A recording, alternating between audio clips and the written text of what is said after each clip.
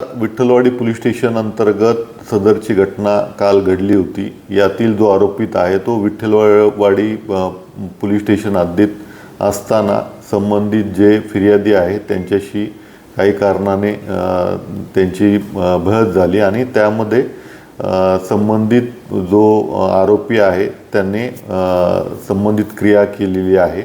त्या अनुषंगाने आपण विठ्ठलवाडी पोलीस स्टेशनमध्ये BNS ॲक्टनुसार संबंधित कलमे लावलेली आहे। तो जो आरोपी आहे हा सेंट्रल पोलीस स्टेशन हद्दीतील आरोपी असून त्यामध्ये या अगोदर प्रिव्हेंटिव्ह ॲक्शनच्या तहत अगोदरचा पूर्व इतिहास पाहताना त्याला तडीपारीची कारवाई आपण केली होती आणि विठ्ठलवाडीचे जे तपास पथक आहे त्या तपास पथकातले अधिकारी कर्मचारी जे आहेत ते पुढील तपास करत आहेत।